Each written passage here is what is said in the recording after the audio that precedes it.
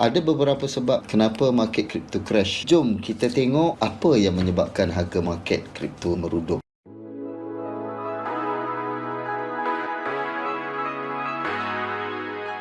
Hai, Assalamualaikum warahmatullahi taala wabarakatuh. Apa khabar Crypto Nation? Saya Mayu Nazri daripada My Cryptoversity. Saya nak sembang berkenaan dengan market kripto semasa. Seperti mana yang anda tahu, sekarang market kripto tengah diskaun, mega sale, jualan besar-besaran. Kepada student berani kripto, sejak tahun lepas lagi saya dah kongsikan dengan mereka apa yang mereka kena buat pada bulan Oktober, apa yang mereka kena buat pada bulan November, apa persediaan yang kena buat pada Disember dan juga persiapan untuk Chinese New Year. Jadi mereka semua tak ada masalah.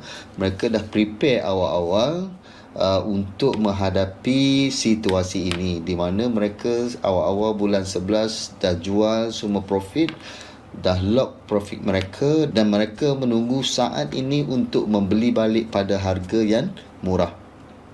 Okey, ada beberapa sebab kenapa pasaran market kripto crash, tapi bukan market kripto saja yang crash, stock market global juga turut mengalami penurunan. Tapi saya tak nak sentuh pasal tu, saya nak sentuh pasal kripto saja. Ada beberapa sebab kenapa market kripto crash. Salah satu di antaranya ialah volatility. Seperti mana kita tahu, market sangat-sangat volatile, ditambah pula dengan hari Jumaat lepas di mana option sudah expired. Jadi seperti mana yang kita tahu, apabila option sudah expired, ada pihak ketiga yang mengambil keuntungan. Jadi selepas pengambilan untung, seperti biasa market akan jatuh. Okey, menurut Glassnode, futures market ini adalah penyumbang yang terbesar kepada short term volatility di dalam market kripto, sebab ramai yang buat buy, short dan long dalam masa yang singkat dekat situ. Jadi pergerakan di situ memainkan peranan penting kepada pergerakan jangka masa pendek untuk pasaran kripto ini. Seterusnya, faktor yang kedua adalah di antara Rusia dengan Ukraine. Ini bab diplomatik dan politik sedikit, di mana kita tahu Rusia terus-menerus memberi tekanan kepada Ukraine, dan ini memaksa investor, pelabur-pelabur di Ukraine mencairkan aset kripto mereka untuk persiapan kebarangkalian perkara-perkara yang tidak elok akan berlaku di negara mereka. Jika ada pergolak politik, bank-bank terpaksa ditutup, mereka dah cairkan awal-awal lagi aset mereka. Okey, dan seperti mana kita tahu, buat masa sekarang bank Rusia sekarang turut ban cryptocurrency. Apa saja aktiviti yang melibatkan cryptocurrency, sama ada trading, mining, staking, apa sajalah yang melibatkan cryptocurrency di Rusia, buat masa ini kerajaan Rusia sudah ban. Baik, seterusnya ialah berkenaan dengan Kazakhstan.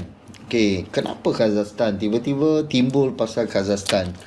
Okey, seperti mana yang kita tahu, selepas kerajaan China ban tahun lepas kan, seperti mana yang kita tahu tahun lepas kerajaan China telah ban mining aktiviti di China. Jadi kebanyakan pelombong-pelombong China ramai berpindah operasi perniagaan mereka ke Kazakhstan. Jadi apabila banyak pelombong-pelombong berhijrah ke Kazakhstan, ini memberi sedikit sebanyak kenaikan penggunaan tenaga di Kazakhstan. Jadi kerajaan Kazakhstan sekarang mereka menyalahkan aktiviti pelombongan Bitcoin. Setelah membuat semakan, kerajaan Kazakhstan mendapati kenaikan penggunaan tenaga iaitu sebanyak 8% disebabkan oleh aktiviti pelombongan yang tidak berdaftar dengan kerajaan, sama ada mereka beroperasi di rumah ataupun di kilang-kilang haram. Dan saya nak kongsikan juga 19% daripada aktiviti pelombongan Bitcoin dunia datang daripada Kazakhstan. So dia agak jumlah yang besar juga. Okey, seterusnya tak lain tak bukan adalah disebabkan market fear, ketakutan di dalam pasar. Banyak berita-berita negatif berkenaan dengan pasaran market. Jadi pelabur-pelabur yang weak hand, orang kata so mereka berada di dalam ketakutan. Mungkin kerana mereka baru menceburi dunia kripto, jadi mereka tak pernah mengalami penurunan yang lebih daripada 30%, 50%. Jadi mereka berada dalam ketakutan. Dan buat masa sekarang, market cap kripto adalah dalam sekitar 1.62%. Penurunan sebanyak 12% daripada 1.98 kepada 1.62 bilion dalam masa satu hari. Dan dalam keadaan penurunan sekarang, pasaran market kripto sekarang berada dalam 5 bulan low terendah. Jadi untuk minggu yang akan datang, kita tidak pasti lagi sama ada market ini akan terus membuat penurunan atau akan membuat recovery. Kemungkinan penurunan ini adalah disebabkan oleh beberapa faktor yang saya share tadi, juga profit taking, juga disebabkan pengambilan untung sempena tahun baru Cina, dan kemungkinan akan recover balik. Tapi berapa lama untuk recover kita masih tidak tahu, memandangkan tahun ini adalah tahun yang kedua selepas halving.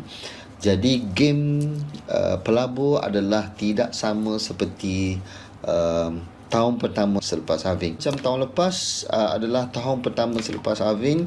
Kebiasaannya selepas halving market akan rally cukup-cukup sampai beribu-ribu persen. Tapi tahun kedua biasanya dia adalah tak sama. Jadi gamenya adalah berbeza. So anda kena lebih berhati-hati dalam setiap langkah yang anda buat.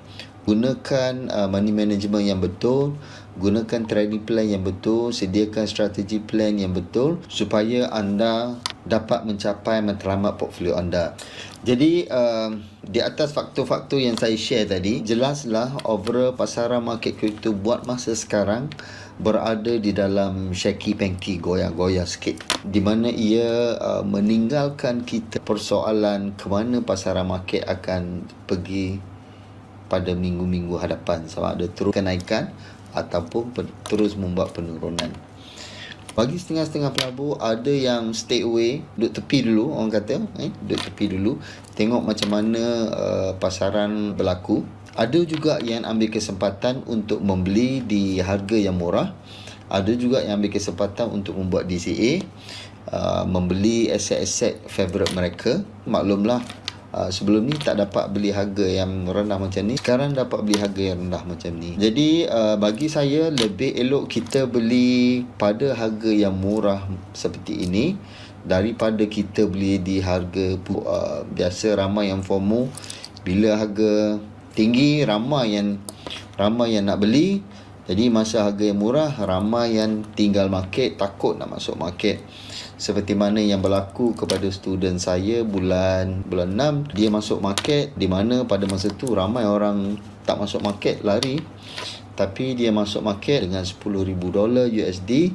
Alhamdulillah daripada bulan 6 sampai bulan 7, RM42,000 ni, RM42,000 menjadi 1.4 juta. Alhamdulillah rezeki dia. Jadi itulah di antara kelebihan apabila kita masuk pada harga yang rendah. Di saat-saat orang takut untuk membeli, kita membuat pembelian. So di saat-saat orang berebut nak membeli, kita jual keuntungan kita. Itu adalah pelabur yang bijak. Seperti mana kata pelabur legenda Warren Buffett, be fear when people are greedy, be greedy when people are fear. Okey, baiklah, itu saja perkongsian saya buat kali ini. Semoga perkongsian ini memberi manfaat kepada anda. InsyaAllah kita jumpa lagi di video akan datang. Duk kampung tak apa, janji ada kripto. Assalamualaikum.